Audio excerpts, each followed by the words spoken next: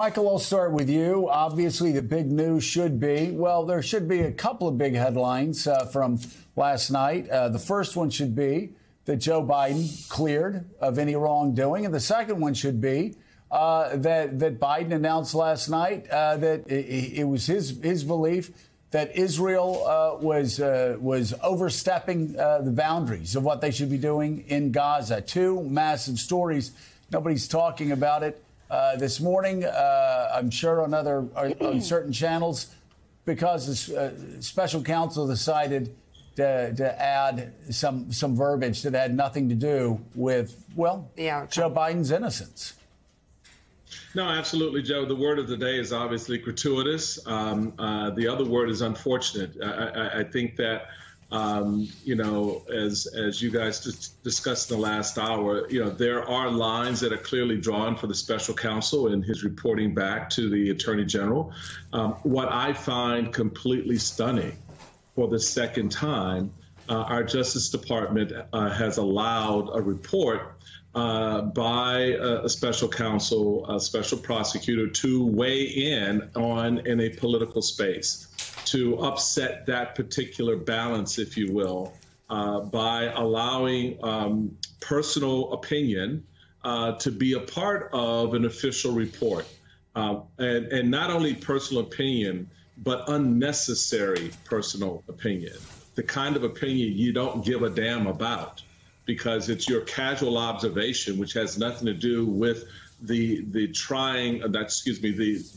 investigation into the allegations and the facts that were before the special prosecutor. So there was that piece of this, and so there's got to be some internal. I don't know how they get at it, but they've got to do some internal work to clean that mess up.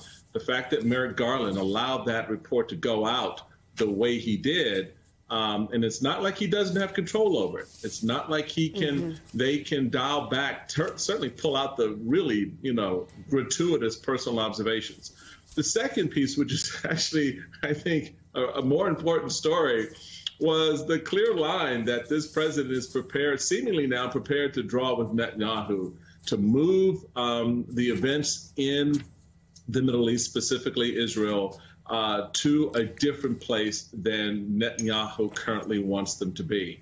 And I think that that's going to be something that's going to be very, very important over the next couple of days to few weeks, to get the reaction out of Israel, but more importantly, to see how the administration backs those words up. I don't think it was a one-off by the president to sort of change the conversation.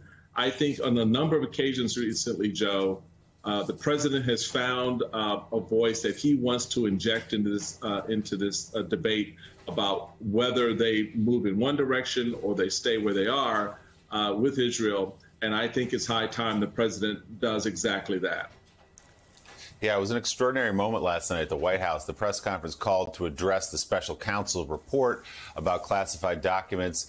As President Biden was leaving, some questions were shouted at him about Gaza. He returned to the podium to say Israel has gone too far. We're going to talk more about that in a moment, Gene, but do want to get your take on the special counsel's report. We should underline the very first line of the report in the executive summary before he even gets into detail. The special counsel reads, "We conclude no criminal charges are warranted in this matter."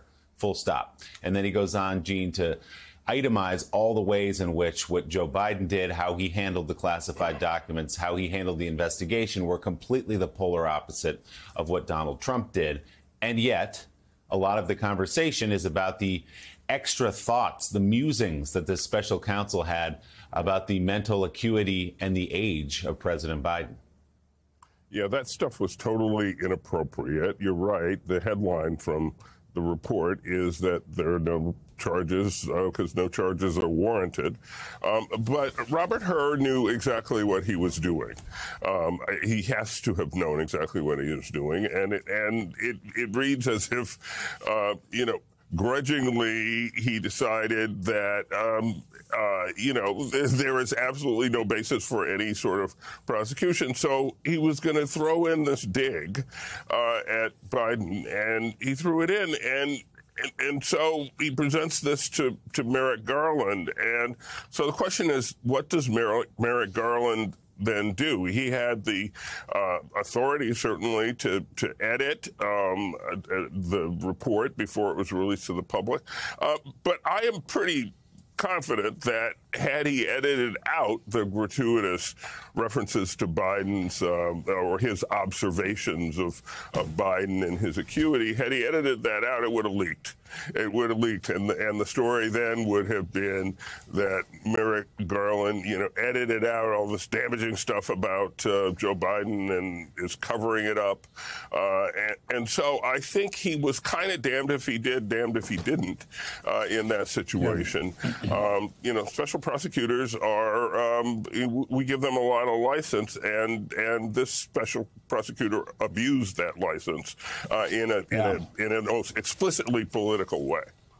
Well, and again, Adrian, he knew exactly what was going to happen, just like James Comey knew exactly what was going to happen in July of 2016 when he held that press conference, just like James Comey knew exactly what was going to happen 10 days before when he wrote a letter where there were 1,000 different ways he could have written that letter to not actually impact the outcome of the election and let voters just decide instead of putting it in suspended animation. But I would guess, Adrian, there are a lot of Democrats, a lot of Democratic workers, a lot of Democratic voters, a lot of Democratic volunteers that had to be thinking yesterday, my God, this just never stops. We're forever going to have special prosecutors who can't indict a Democratic candidate, so they're going to try to politically damage them. And that's exactly what Hur was trying to do yesterday.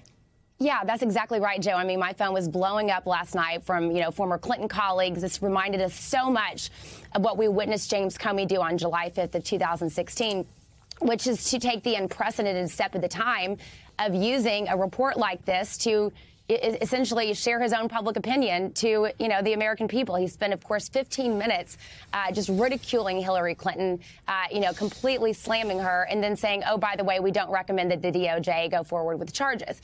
And this is its own modern day version. What Hur did yesterday, this is his own modern day version of that same type of situation. So it certainly makes my blood boil. I mean, we got to remember this is a MAGA appointed, former Trump appointed U.S. attorney from Maryland who did this. And he knew exactly what he was doing, Joe. You're exactly right. It's almost like he's giving a wink, wink, nod, nod to Donald Trump, saying, you know what, I'm not going to recommend or that we go forward with any kind of charges, but I am going to try to, publicly tear down President Biden in a very gratuitous, incorrect way to score some political points, maybe with Donald Trump in the future.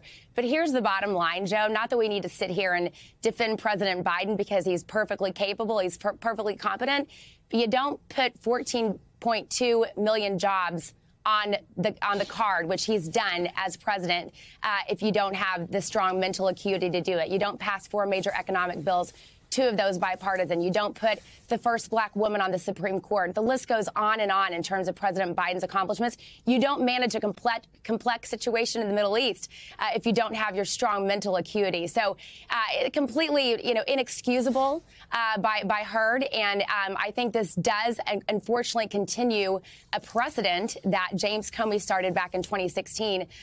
But again, I mean, we're not worried about President Biden's competency or mental acuity, but it's very unfortunate what happened yesterday.